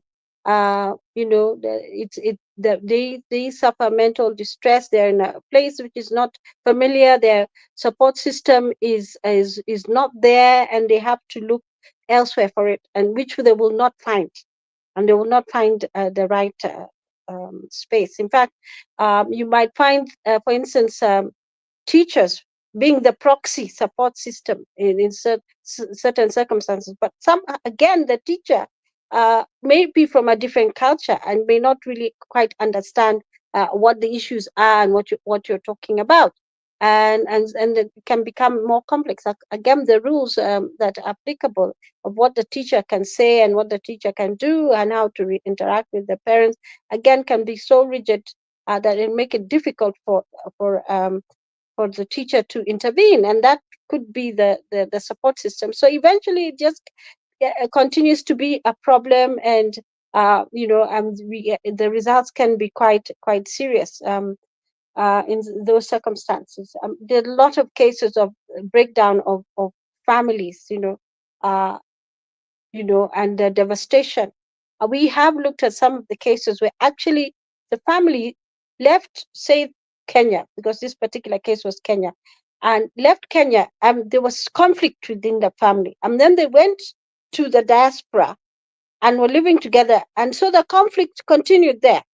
And eventually the result, because of the stress of uh, unemployment which occurred, where the financial circumstances of the male spouse was changed because they could not get a job, but the female spouse could get a job and actually was thriving. And as a result of that imbalance, that sort of imbalance of power, a lot of tension occurred. And this gentleman actually annihilated his wife and his two older children. He tried to it was a murder suicide case, and he tried to kill himself, but it didn't work. But there was a small child that was left unharmed. So because of the stress that of and the warning was there, because they had tensions here in Kenya, and then they went to the US, and so those tensions continued. They did not find a way to cope with those tensions and how to deal with one another. And so the mental distress got worse and worse, and eventually that's what happened. The guy was jailed for a good number of years. You know, at the end of the day, he was jailed in the US for that. But you can see the extremes that occur when there's breakdown of family, and it gets even worse. It's exacerbated when it occurs actually in the diaspora. Those very, very sad stories. And some of the things I've learned even from just listening to the points that are coming up, and I think as a solution, it's important for us for diasporans to find, to build resilience, and there are many ways that can be done. There's innovative ways that works well for that community. There's this saying that your family. You can create, there's the family of choice, and there's the family that you're born into. And so right there, when you're alone, in a foreign country, you can create a family of choice where you come together and form a support system which is strong, and will not let anybody. You're very vigilant. You watch over each other. You communicate with each other as if you're actually a family, and support one another through the mental health problems, so that it doesn't end up in a disaster, or something bad, and something that cannot be cured or reversed. Because the more a mental health problem is ignored, the more difficult, I believe, it is to reverse the mental health effects. And the other thing is to have a positive attitude. Again, you have to have the right environment to nurture that, and it has to be purposeful. So that support system needs to be there. The other one is God, faith, having a testimony that will help you you know, to grow. I'm coughing a bit. Paula, Susan, you need to take a break. Okay, get some water or something. Get some water. Yeah. So let me continue with Susan talking. Susan's talking about spirituality. Literally, your faith is very important. You know, what are you supposed to do going forward as a diasporan? I asked my cousin, the one who was talking to me earlier, about, what do we do? I was asking her, so now what do people do now? Because there's so many problems about living in the diaspora. Okay, we have not talked about the positives of living in the diaspora, because right now we're talking about the silent struggle no one talks about, which is uh, mental health. We're not talking about the positives today. We're not trying to trash living in the diaspora, because some of us are beneficiaries of living in the diaspora. We have benefited in many ways. Maybe we should do a video about why it is that people should actually go to the diaspora and live there for a period of time at least. But today we're focusing on the mental health issues, because we had that discussion earlier. And we were talking about the fact that so for example, now we didn't even finish the problems before Susan started talking about solutions. Let me just finish the problems I identified. Time in the sun. A lot of the weather in many countries, especially in Europe, there's a very few sunshine hours, and many people are working indoors or out in the cold. It can actually affect you mentally. You can get a mental health breakdown for not having enough sunshine. Let me tell you a trick. If you're feeling depressed or sad, we just go and spend some time in the sun. Take a chair and go and sit outside and see what happens. That tension that you're feeling, you'll be surprised. The sun is a healer by itself. It is a healer. Just that warmth. The reason why people do so well when they go to the coast, apart from the fact that they're going to, lower pressure place, is because of the hours of sunshine. Sunshine is a healer, guys. It is a healer. If you're feeling depressed, spending time in the sun is very, very important. Yeah. Or if you're even feeling down, low, if not feeling well for whatever reason, if it's cold outside, just sit by a window. Try and get the sun through the window. Yeah. Try and get the sun to hit your face. It's an amazing thing. Because also people develop, I saw in the UK, a lot of carers, especially, they develop arthritis. Yeah. Lifestyle diseases such as arthritis because of weight gain, because of the food, and sitting down a lot. A lot of the job of carers and a lot of diasporans are working in places such as care. In care, it's not all about walking around all day. There's a lot of sitting around with your client, spending time with them, companionship. So you don't do as much exercise as you normally do back home. And then you're constantly eating, drinking, and having very high, rich carbohydrate foods. Because you see, if you're eating or is sitting around, you're also cold, so your energy needs are higher when you're in a place like that. So you tend to eat and you tend to gain weight. And the body, the I don't know why the body sometimes doesn't metabolize the food as well. Maybe I don't really know about why. And then you also have issues to do with your grooming, your looks. You know, in back in your country, you know exactly where to go to the hairdressers or where to get a haircut, where to buy your hair extensions, where to buy your nail extensions, where to buy clothes. And when you go to those countries, sometimes your looks can suffer because you're not able to keep the hairstyle that you want. You end up cutting your hair, or you end up wearing hats all the time, headscarves. I see that a lot in the UK. People wearing headscarves, and to the point where you can even get to the point I've seen people delivering children to their school in pajamas. You just wear your pajamas, walk outside with your house slippers, and get into the car and drive in your gown and dressing gown and pajamas, and you drive your child and drop them off at school. And before you know it, you also become like that. I've seen people walk into the shops with rollers in their hair. Yeah, rollers. You know those rollers.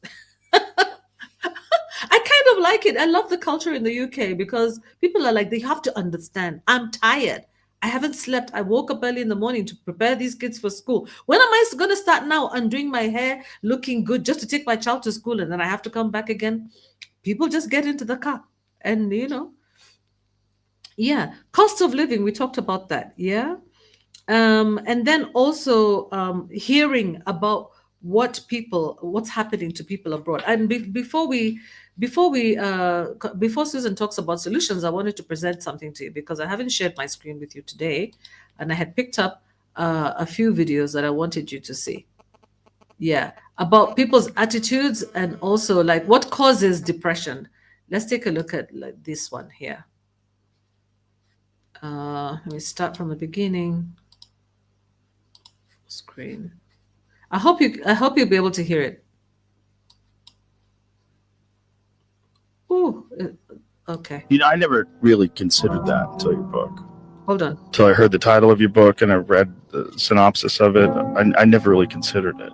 I never considered that thinking about your problems all the time and talking about your problems all the time literally make the problems grow. That's right. I mean, it's the number one symptom of depression is what they call rumination, this pathological obsessing over your pain. Yeah. That's why stuff like exercise, that's one of the reasons, aside from chemical reasons, one of the reasons that doing anything, you know that running errands is good for your mental health, getting out of your house and accomplishing anything is good for you. But sitting around talking and thinking about your problems, that's a bad habit. And the best cognitive behavioral therapists and others, you know, the dialectical behavioral therapists, the ones who do really well with depression, the first thing they do is try to break that that bad pattern. But a lot of therapists just indulge it. Wow. You see, guys, that was quite enlightening, you know. Ruminating on your problems can cause depression. And some therapists actually have been known to exacerbate depression in people by making people reflect too much on the past and not think about solutions for the future. I thought that was quite interesting. I'll allow Susan to respond later once I show another one here, talking about what's happening to Nigerians in the diaspora. I hope enter the full screen and play it. Oops.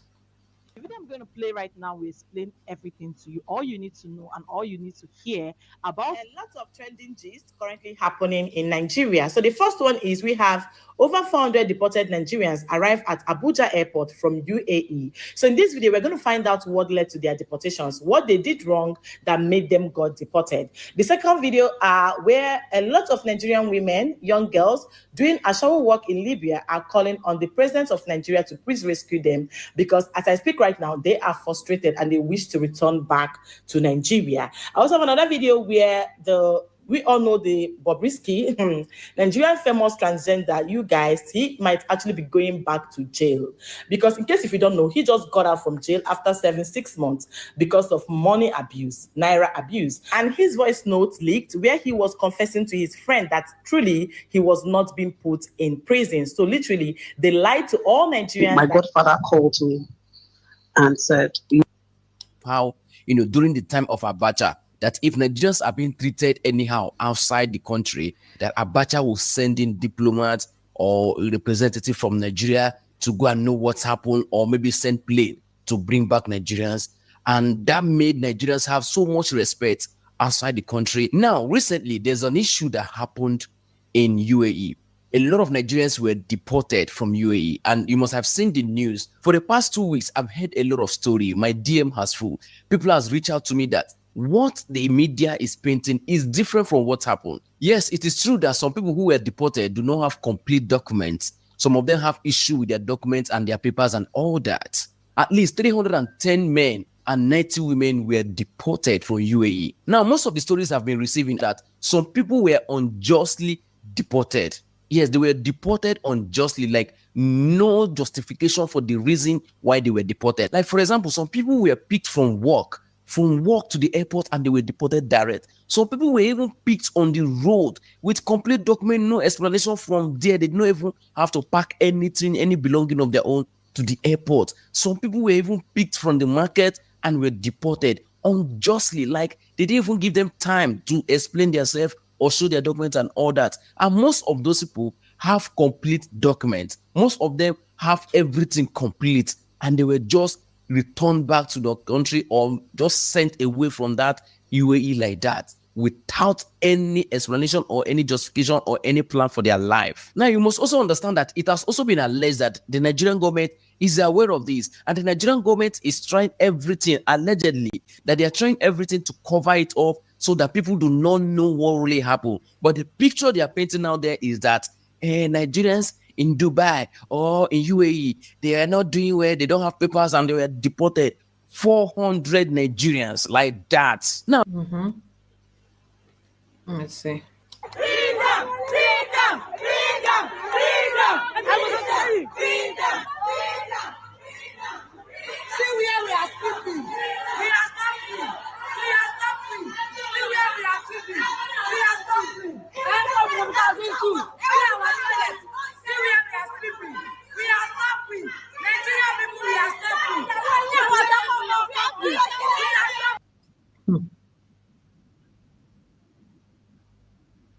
Yeah, that's a very disturbing sort of picture. And I think Yes, many very. countries in the global south can attest to the same picture. I mean, we have Kenyans also wanting to come back home. Same circumstance of some sort of neo-slavery sort of condition, second-class citizens and not being treated really well.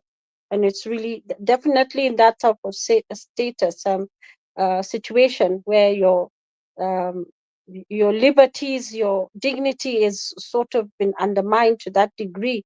The mental health is certainly to be mental health issues are certainly to be expected.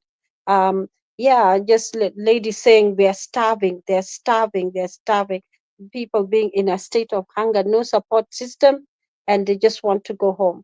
I mean, that is, an extreme sort of situation. And I thought the video on rumination, I mean, that helps us to build some solutions out of the this discussion. And before we go there, I wanted to just add another cause of diasporan mental health issues and the silent struggle is the issue of courtship.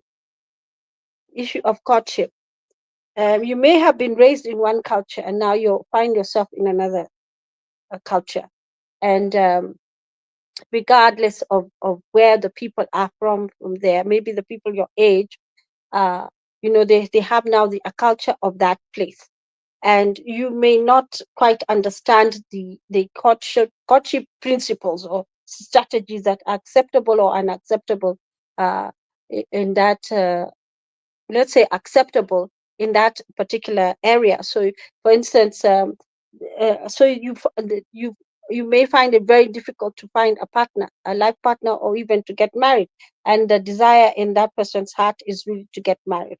So that trigger, the disappointment of not being able to find a life partner or even a partner to get married, to have a spouse, can really cause a lot of stress, because it's not voluntary singleness, it's involuntary singleness. And whatever it is about courtship, you have to unlearn it and relearn it, and that can be quite a process. On top of it, you may really not have the right strategy in terms of approaching somebody, a prospective partner or friend, and that can be very, very distressing. So you find people saying things like, "I don't have any friends," and maybe their experience also because of the cultural difference, the courtship differences, the patterns of courtship in the different communities is different. You end up really maybe aggravating people when you didn't really intend to do something like that. So it can be quite, quite Yeah. something. I remember observing a situation where um, where somebody, where somebody followed the culture of their place in a different country, Oh, and it didn't work well at all, at all, at all. So it's very difficult even to try to explain to that person that actually that is not, that type of behavior is not taken very well by this community of people. So it was like a mhm, learning process, and obviously it was a difficult process because some people think that you flash your money, for instance, you flash your money, uh, mhm, and then that will attract, but you'll attract the wrong people. The person you want to attract is not interested in that because you've not really shown them what type of person you are. mhm. Offering to buy drinks for the whole pub, say, the whole pub, because you know, it I can have really. I have a friend actually who was married to a guy, and what he used to do is he used to take all his money and put it on the table, his whole salary at the bar. And the guy says, "Okay, all I need, here's the receipt. All I really need is payment for this particular drink." But he was trying to flash to show he has money. Mhm. A whole salary, 1,000 pounds, pop, the whole thing. That can be really, really tough. So you find people, getting very bitter because they're not able to court, or their courtship methods are not being appreciated, Yeah, and or they're even not that they're able not to allowed. learn. Mhm. In some cases, like the guys who go to the Gulf, a lot of people are going to Gulf countries when they're very young, and they're not allowed to actually have relationships with people in the Gulf, for example, because of religion. And in some cases, also, you're not even allowed to have relationships with anyone if you're not married. But you're coming from a culture where that's allowed, you know? Yeah. Okay, continue, Susan. Yeah, sorry. It can be very difficult. So I don't know whether we can go to some solutions now. Yeah. Okay. So, like Let's I said, from that, Well, it's Mhm. even late, very late. But let's go ahead. Yeah, Yeah, go ahead. the rumination video, Yeah. certainly, that is a solution. When we talked about building resilience, that is avoid rumination, because yes, your mind can become an echo chamber. So instead of improving your attitude towards the whole thing, it can just convince you more that you're very right in your to be upset, or to allow that mental health issue to persist. So you need to get out, as Queen Mo said, get some time in the sun. And it's very healing, by the way, just to go and sit outside in the sun. And in fact, what I noticed when I was in the UK, and when I was in Wales and England, was that people were generally happier during summer. During summer they were generally happier, and the sun had that impact on their mood. It had impact on their outlook. They were more jolly, more friendly. But in winter, everybody's just covered up and everything. Because my first experience of my first winter, I could not believe that you could feel cold to the bone. I only read about feeling cold to the bone in a book, that I actually experienced it. And I also experienced the warming of the bones when summer came. You wake up, you sleep when it's light and wake up when it's light, because the sun was going down so late. So definitely, time in the sun is very important. Exercise is very important. Keeping your mind busy doing things that will keep you away from ruminating, doing the crossword puzzles or bingo. I know bingo is another thing which is popular in some places. Now, the other thing, it will also help you to build a positive attitude. Be around people who have a positive attitude, who have ideas, who are creative and innovative, and really be very intentional about some of these things. If there is nothing of the sort in the area you are, you be the one to start a circle of friends or a community of people who support one another, so that you have a way of checking on one another to make sure that all is well. And even when you get to a point where you see things are getting dire, to take preemptive action to sort of raise funds to send them back home, so that at least they can be received by their family. So that doing the tracing and finding out the networks of where people are from and who is the first contact person or who is the next of kin, as the language that we would use, would be very helpful to have at least one person who knows that, and you have that circle of friends which you build. You can build that community. You can be the pioneer person. I know in some communities, like I said earlier, there are those type of groups, but mostly it's about money. And the other one is God, faith. In an individual level, you have that faith and have a testimony, and just be around people who have the same faith, because they will. Your religion is like, for instance, the Christian religion helps to build. You know, there are always scriptures which will support your mental health building, strengthen your mental health, focus on God, focus on love, focus on peace. Those focusing on positive things, even when you face challenges which would cause you like a lot of distress, like maybe a racist sort of experience where you're humiliated or treated in a shameful way by somebody who's a racist, which can be really, really, be upsetting. You're able to cope with it or whatever. I remember one time, I bought when I was a student, I bought a hobby point. My friend had a hobby point, and so when I got my funds, I decided to buy one too. And I bought it so that I could plug in my iron, I could plug in my radio, I could plug in. So it had like 3 different places you could plug in. And then it had, I think it was the distance of the wire was very long. I can't remember how many feet it was, but quite a distance. So mine was red and hers was slightly orange red, and a bit different because mine was a newer model than hers. So as I was packing my things, was coming back home, and so she took my hobby point and said it was hers, and my friend was white, and she took it, and I told her, no, this is mine, I bought it. And then she said, no, this is mine. So I didn't argue with her, so she took it, and she was very embarrassed because when she went to unpack her things, she found she had 2 hobby points. And she brought it back to me very quickly and was very embarrassed. And she turned it to me and said, I'm so sorry. I told her I knew it was my hobby point because I knew the differences. Mine was a deep red, hers was orange red.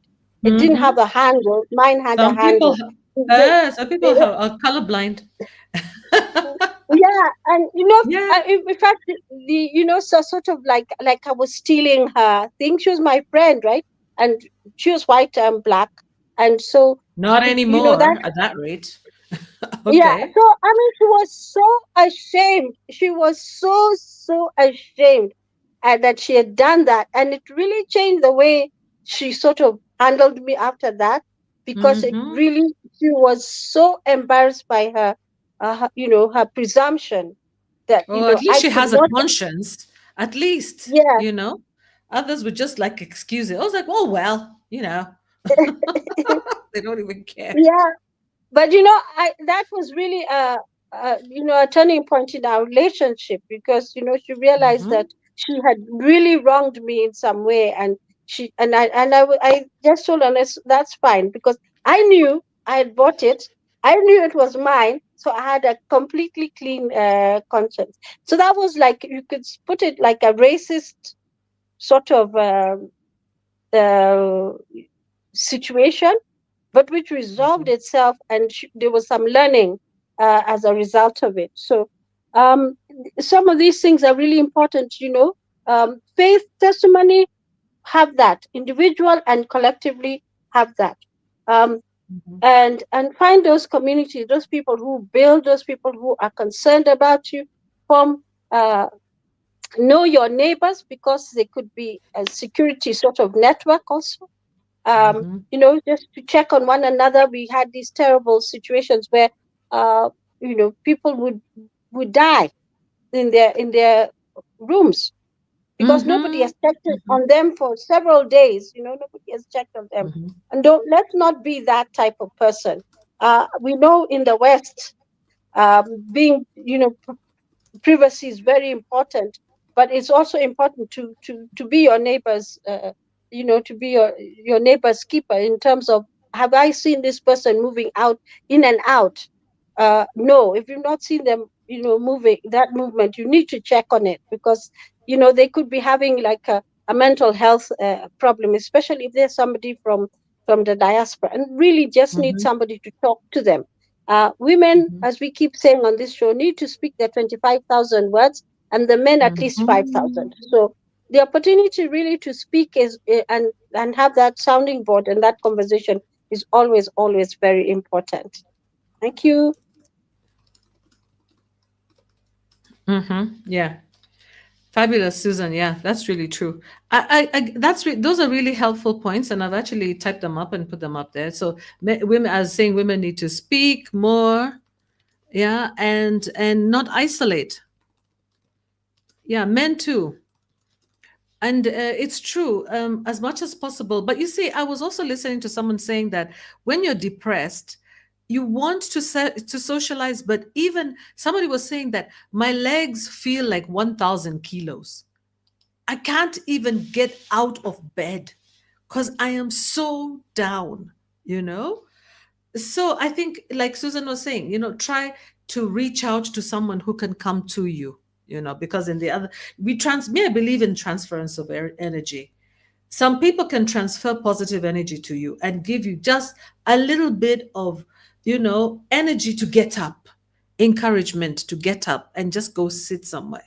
Yeah, and sit with them. So I was talking to my cousin earlier today. Like I said, that's how I started. And I was asking her, so what's the solution? Where do we go from here? And she was talking about exactly the same thing. She's talking about nurture spirituality. She actually follows a channel. She decided to follow a channel called Grace for Purpose, where she just listens to prayers. And you listen to prayers, and the person doesn't even show. It's a YouTube channel. The person doesn't even show their face. She talks about either prayers for purpose or grace for purpose. And she listens to that and she says a prayer and she feels much better. She was also telling me that stop downplaying yourself when you're in the diaspora. Stop second guessing yourself, downplaying yourself, questioning yourself. What do we say? Speak positivity to yourself. Because you're saying that depression, and which I agree, can lead to suicide. So prayer can help you. Speaking positively to yourself can help you. Avoid negativity. Avoid watching things that are negative. So she gave me an example, kind of out of the crazy example. Kanye West girlfriend with no clothes. That's what negative thing you don't want to see. Shock factor items. Yeah, because it was there, negative news, too much negativity. Apparently, the social media platforms are all filled with negative information. People talking about negative things. Yeah. So crime shows, murders. Yeah. Nothing positive. Cartoons are even violent. Yeah. So shock factor stuff. So she talks about, some people have no conscience, no empathy. So Susan was talking about it. Narcissists, serial killers. Yeah. Look for your peace. So if you're depressed in the diaspora, try and include prayer, exercise. Yeah, stop doing things that help nobody. Yeah, stop getting involved in I think one can be overly busy, yeah, overly occupied, occupying your time. And I think that's not just in the diaspora, even here on the continent, right? Myself, I tend to find myself always preoccupied doing things, doing too much can also be overburdening yourself, working too hard, like Fear also mentioned in here, working without stopping. Some people, by the way, have collapsed and died at work. Diasporans, a lot of them. Some people, you hear about them actually dying in their cars, waiting on the second shift, third shift, they're found dead, gone. Yeah. So, like my cousin was saying, accept the limitations of being human. You're a human being, accept your limitations and forgive yourself if you've made bad decisions. And I think that's just about it. And I won't even add anything to that because really, yeah, accept your limitations. We don't all have the information. We don't know about, sometimes you can make a decision, maybe a wrong decision, to maybe accept or even to pursue the wrong course at university, or to do the wrong job, or to marry the wrong person. Forgive yourself. Forgive yourself and start again. I always say that because life is about learning. It's a journey, and nobody has it right. Nobody, and eventually, we're going to get out of here one way or the other. So I would also say that when you are given lemons, try and make lemonade. Try to make the best of your situation in the diaspora as much as possible. Try to find the positives in the diaspora. Keep yourself like that first video where they said running errands is therapeutic in itself. Try to run errands. Even one what I found really therapeutic in the diaspora when I was there in the US, for example, I love going into shops. I just go in window shopping, yeah.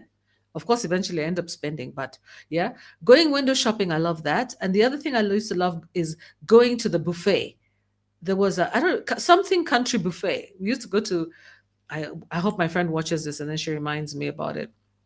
But there's a buffet that we used to go to. Yeah, it was called Old Country Buffet. Yeah. And my God, the buffet was from here to there. I used to love the food. Yeah. So also try to adapt to the food in the country. Try to adapt to what people do. Again, schedule a holiday every year. There's a reason why those people do holidays. In Africa, it's rare to find traditional societies where people say, I'm going on holiday. No. Yeah. But over there, I think, many people go on holiday. And the reason is because they need a break from that system. Capitalist systems, they are very taxing and overburdensome. And so you need to spend time with yourself, sometimes to go out into the sun. In the middle of the winter, you can go to a warm place to warm up and thaw out, recharge your batteries, come and see your family back home, re-engage, reconnect. Sometimes what happens is that when you are disconnected from your family for a long time, you can also harbor presumptions about them, or you can start to feel overwhelmed. One of the ways to handle that is to see them more often, bridge that divide and get to see them more often. So guys, so thank you so much. And also another thing is always remember to try to keep your work on your papers. If you are not legal, you're worrying about deportation, for example, work on your paperwork.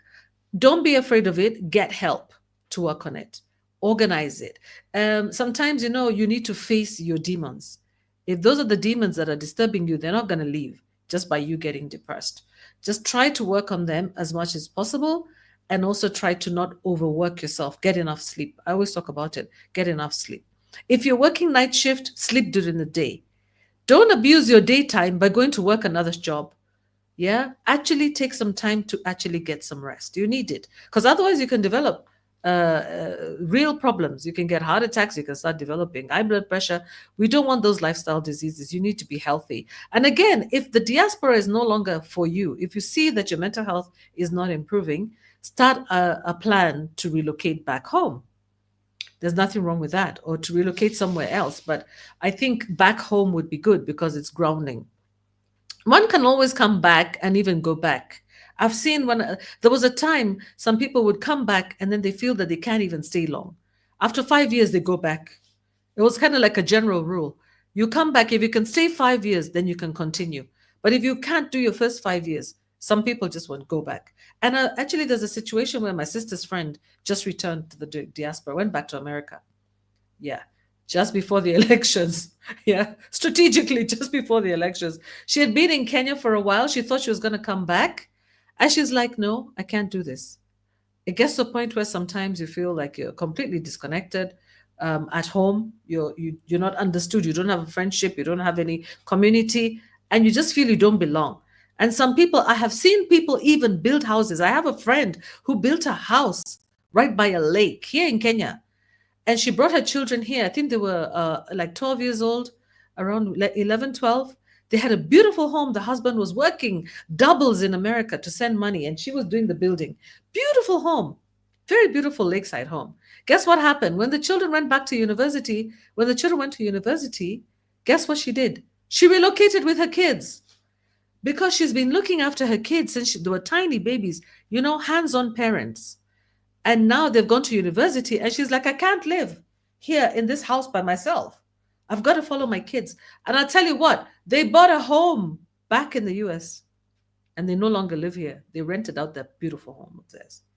And they talk about coming back, but we don't know, because if the children don't return, they might actually decide to stay. So sometimes I think it's good at some point to decide where you're going to live at some point, yeah, and be stable there. So there's no perfect place. There's really no perfect place on this earth to live. So just try to accept where you're living and make the best of it. And do the best that you can to make your little home a paradise, and live with yourself, and forgive yourself, like my cousin said. Any other last words, Susan, or should I close? Yeah, just if at first you don't succeed, you must try and try and try again. Try In other again. words, keep finding things that will keep your mind healthy. Keep trying, Yes. keep forging forward, change direction, but keep moving forward. Absolutely. Yeah. Yeah.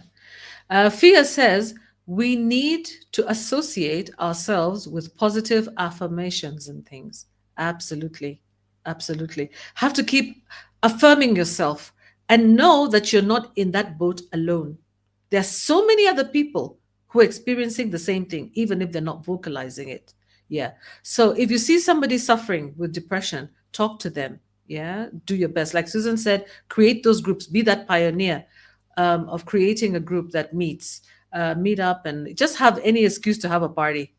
Just call people around some chicken wings and chat, talk about Africa. Those are always helpful. Again, by the way, the last thing I want to say is that you can change your career, your profession. Believe it or not, people who are working in formal jobs, especially like in the UK, are some of the most lonely people. The people who are working the blue collar jobs, they tend to meet with other Africans more often because that's where they are, and they tend to have an opportunity to download, talk about Africa. Let's say you're from Zimbabwe, you're from Nigeria, you're meeting a Nigerian, a Zimbabwean is coming on shift. And some of that time, you have that opportunity to link up, to chat. Some people are from India, they're from different countries. So it's a very interesting and exciting place to work. Sometimes it's not the job itself, sometimes it's the environment. And you'll find that those people are much more healthy than the ones who are going to work with complete foreigners in offices. So just appreciate your role. So thank you, Fia, and thank you, everybody who has been on here. Louis, thank you for being here. Thank you for watching.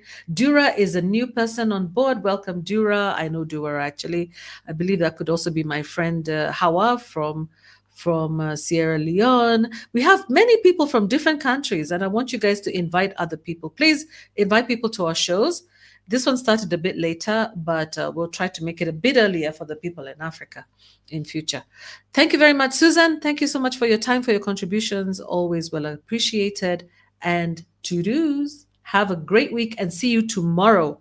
Tomorrow we're doing the political show, and on Wednesday as well. So bye-bye. To-dos. Kwaherini. Keep well. Bye-bye.